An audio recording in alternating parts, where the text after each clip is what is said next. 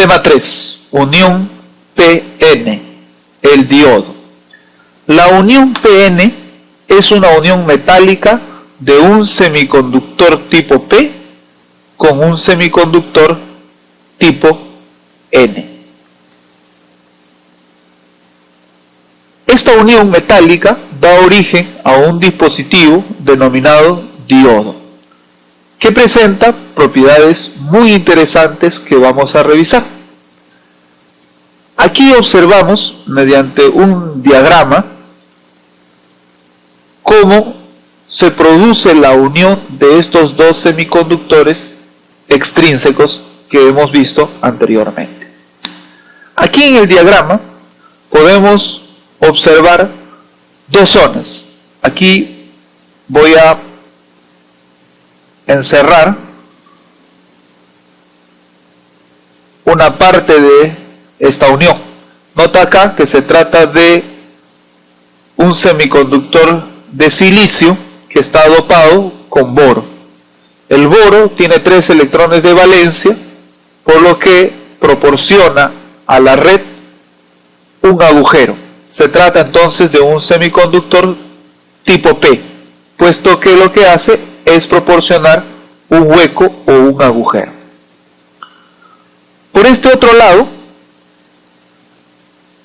también vamos a encerrarlo.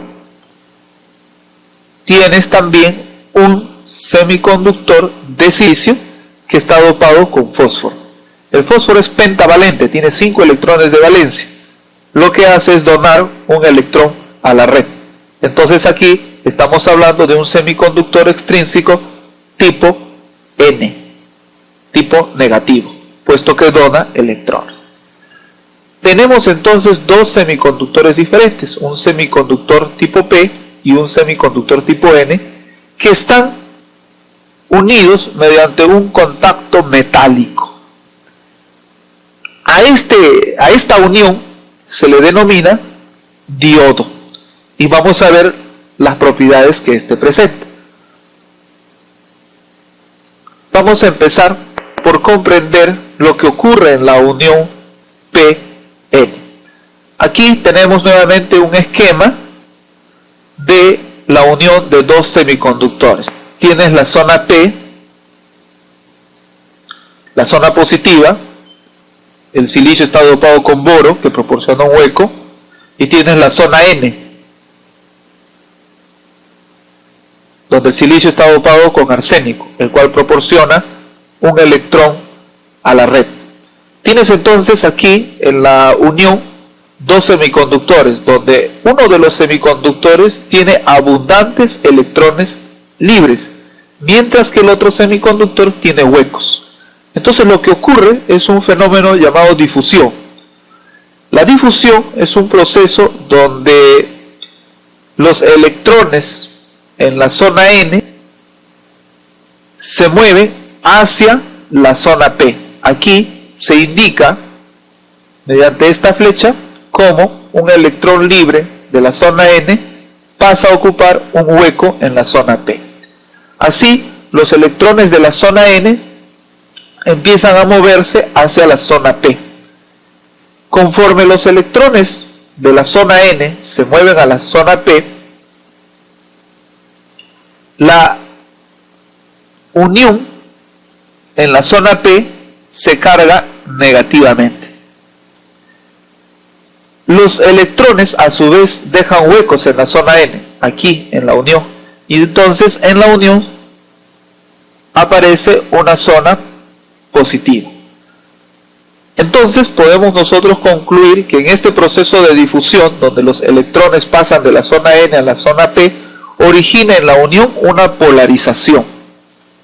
Esta polarización alcanza un equilibrio cuando los electrones que han llegado aquí generan un campo eléctrico de tal forma que evita que más electrones pasen, y entonces se llega a un equilibrio del proceso de difusión. Aquí a su vez, al tener una zona polarizada, se genera un voltaje de contacto o una barrera potencial.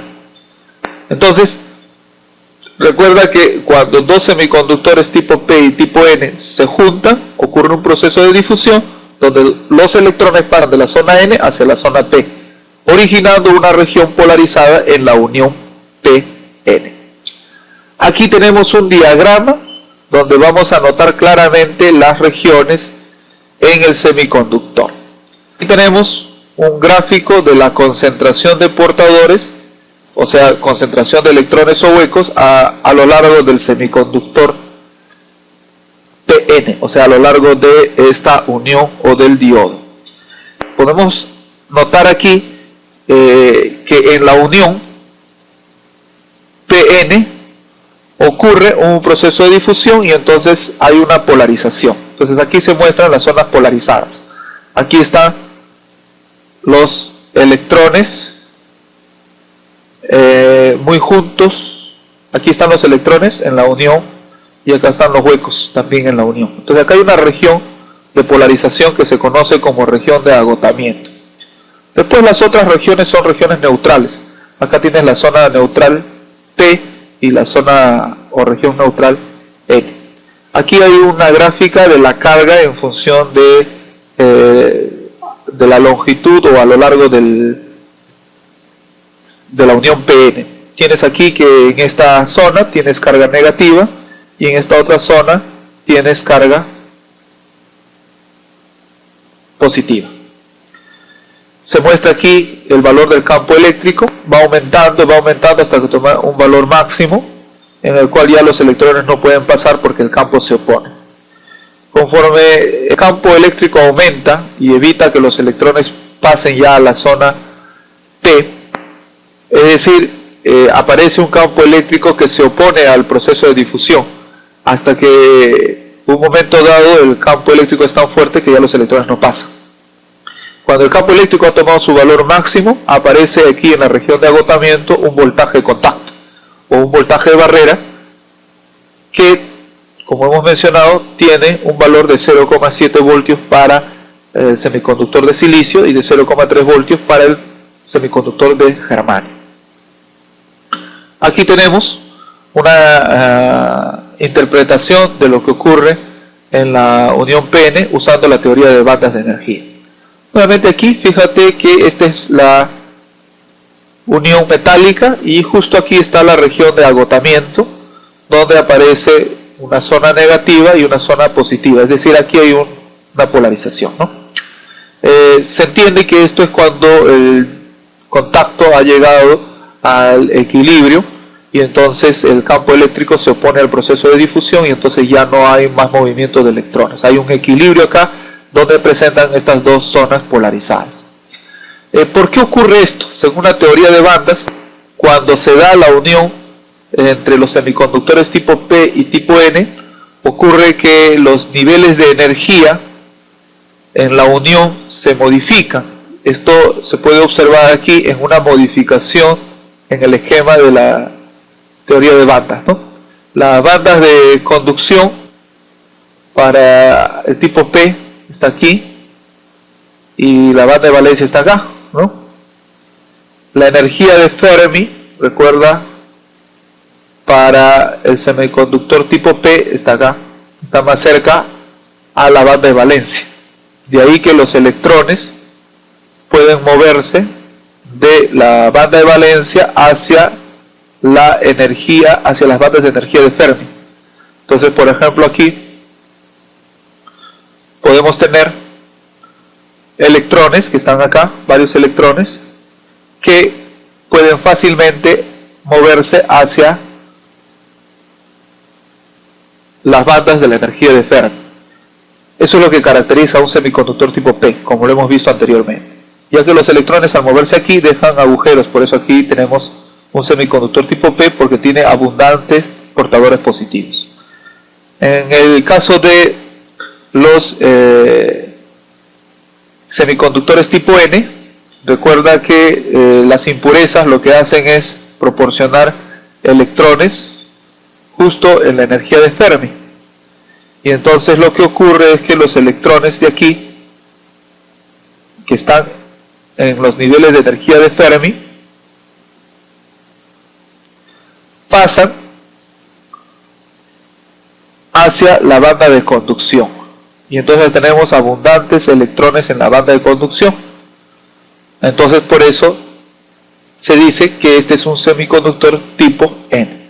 Pero cuando se da la unión, las bandas de conducción se deforman, porque hay una unión entre la banda de conducción del semiconductor tipo P y la banda de conducción del semiconductor tipo N. Entonces hay una distorsión. Esta distorsión se muestra aquí en esta gráfica. Aquí está la distorsión. Cuando se da esta distorsión, la energía de Fermi queda entre estas dos bandas. Muy similar al caso de un semiconductor intrínseco, donde la energía de Fermi está en el medio de las dos bandas. Cuando la energía de Fermi está en el medio de las dos bandas, entonces hay una probabilidad bastante grande de que los electrones que están aquí en el semiconductor tipo N puedan pasar hacia el semiconductor tipo P, produciéndose una polarización, ¿no? Entonces, según la teoría de bandas de energía, en la unión PN existe una distorsión de las bandas de energía, lo que hace que los electrones tengan más probabilidad de moverse de la zona N hacia la zona P. Los electrones de la banda de conducción se mueven hacia los huecos de la banda de valencia. Aquí hay un esquema de la unión PN, ¿no? Observa, esta es la unión PN. Aquí con los colores se ha identificado las diferentes zonas. Esta que está de color naranja es el semiconductor tipo P, este es el semiconductor tipo N, y acá lo que parece de color violeta está presentando la unión de estos dos semiconductores, que es la región de agotamiento. Recuerda que en la región de agotamiento hay una zona polarizada, hay un voltaje que se opone al paso de los electrones de la zona N a la zona P. Este es el símbolo del diodo, es una especie de flecha que tiene una cierta dirección. El ánodo representa el polo positivo en este diagrama y el cátodo el polo negativo. Nosotros vamos a ver algunos circuitos y vamos a utilizar esta simbología cuando nos referimos a la unión PN o diodo. Este es ya el diodo como componente real, tal y cual como uno lo puede obtener en el mercado electrónico. Aquí este es un diodo que tiene un color negro o medio gris. Y aquí hay una banda, vamos a resaltar, acá hay una banda. Esta banda indica el cátodo, es decir que este es el lado negativo y este otro el lado positivo. Este es el lado negativo y este es el positivo. Este es el cátodo y este es el ánodo. La banda indica el cátodo, el lado negativo, no te olvides de eso. Ahora que ya sabemos que al unir dos semiconductores extrínsecos, lo que se forma es una polarización en la unión PN.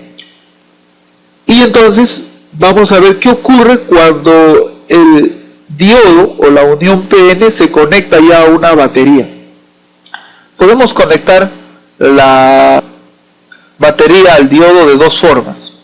Aquí tenemos, por ejemplo, el símbolo de la batería. Recuerda que las baterías o las pilas tienen polaridad, tiene polo positivo, polo negativo.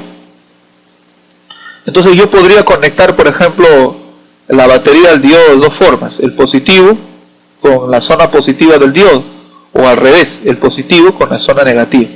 Dependiendo cómo se conecte la batería al diodo, se pueden obtener dos tipos de polarización externa. Entonces vamos a ver la unión PN con polarización externa directa. Llamamos una polarización externa directa cuando se conecta a una batería de tal modo que el polo positivo de la batería se conecta con la zona P o zona positiva del diodo y el polo negativo con la zona N. Entonces aquí en la representación gráfica, la zona P del diodo con el polo positivo de la batería, la zona N del diodo con el polo negativo de la batería. Cuando el voltaje de la batería es mayor que el voltaje de contacto, Recuerda que el voltaje de contacto en la región de agotamiento es de alrededor de 0,7 voltios para el semiconductor de silicio. Cuando el voltaje de la batería es mayor que el voltaje de contacto, los electrones del semiconductor tipo N son empujados a saltar hacia los huecos del cristal. Es decir, la batería logra vencer el voltaje de contacto o la barrera de potencial que se genera aquí en la zona de agotamiento, y entonces los electrones empiezan a migrar, empiezan a moverse de la zona N hacia la zona P. Lo que se produce entonces es una corriente eléctrica. Se dice entonces que el diodo ha sido conectado en polarización directa. En polarización directa el diodo conduce la corriente como si fuera un cable. Entonces los electrones van moviéndose en esta dirección, así. En esa dirección se mueven los electrones. Como la corriente tiene un sentido contrario al movimiento de los electrones, podemos decir que hay un paso de corriente y la corriente circula en este sentido. Repito, cuando el diodo se conecta en polarización externa directa a la batería, aparece un flujo de electrones a través del diodo. Los electrones son empujados a moverse de la zona N hacia la zona P. Esto produce una corriente eléctrica en el diodo. Entonces el diodo deja pasar la corriente eléctrica. Hay un flujo de electrones en el diodo. Se puede decir, en términos de corriente eléctrica, hay una corriente eléctrica que circula a través del diodo. Aquí se observa un esquema simbólicamente de cómo se ha polarizado directamente el diodo. Recuerda que aquí tenemos el símbolo del diodo. Este es el ánodo, este es el cátodo.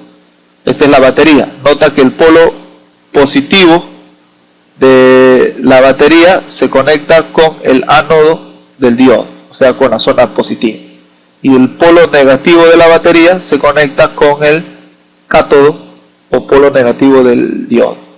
Cuando se conecta el diodo en polarización directa, el diodo actúa como si fuera un cable puro, es decir, deja pasar la corriente. Si vemos aquí el comportamiento del diodo en una fotografía, acá tienes la pila, acá está el diodo, fíjate. El diodo acá está conectado en directa, lo que significa que el diodo deja pasar la corriente. Como el diodo deja pasar la corriente, entonces el foquito se enciende. Aquí en esta imagen, el cable rojo por lo general representa el polo positivo de la batería y el cable negro el polo negativo de la batería. Vamos a indicarlo aquí simbólicamente. ¿Está bien? Este es el polo positivo, este es el polo negativo. El diodo, nota que aquí está justo la banda que indica que este es el cátodo en el diodo, este es el polo negativo en el diodo y este es el polo positivo. O podemos decir, esta es la zona negativa y esta es la zona positiva en el diodo. Entonces el diodo está conectado en directa. Cuando el diodo está conectado en polarización directa, entonces hay un paso de la corriente eléctrica del polo positivo de la batería hacia el polo negativo de la batería. Entonces la corriente fluye. El diodo deja pasar la corriente en polarización directa. ¿Esto cómo lo verificamos visualmente? Porque el foquito se enciende. El foquito se enciende, es un indicador de que está pasando corriente eléctrica. Ahora vamos a ver cómo la unión PN o el diodo se polariza en forma inversa. Unión PN con polarización externa inversa. En la polarización inversa, el polo positivo de la batería se conecta con el polo negativo del diodo y el polo negativo con el polo positivo. Está en inversa, pues, negativo con positivo, positivo con negativo. En esta situación, el diodo no debería conducir corriente eléctrica. Sin embargo, debido a algunos efectos como temperatura, se produce una pequeña corriente conocida como corriente inversa de saturación, que va del polo negativo hacia el polo positivo. Hay una corriente inversa. Recuerda que siempre la corriente pasa del polo positivo hacia el polo negativo en la batería, pero al conectar la batería a un diodo en polarización inversa, aparece una corriente inversa. Sin embargo, esta corriente inversa tiene un valor muy pequeño, del orden de 10 a la menos 12 amperes, muchas veces despreciable. También se pueden encontrar corrientes superficiales.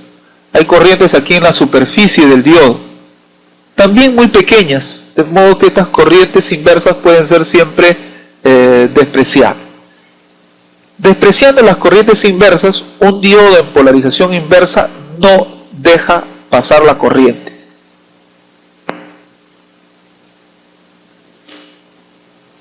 En polarización inversa, la pila se ha conectado en forma inversa al diodo. Recuerda aquí que en el símbolo del diodo, este lado representa el ánodo, que es positivo, y este otro lado el cátodo, que es negativo. Entonces aquí el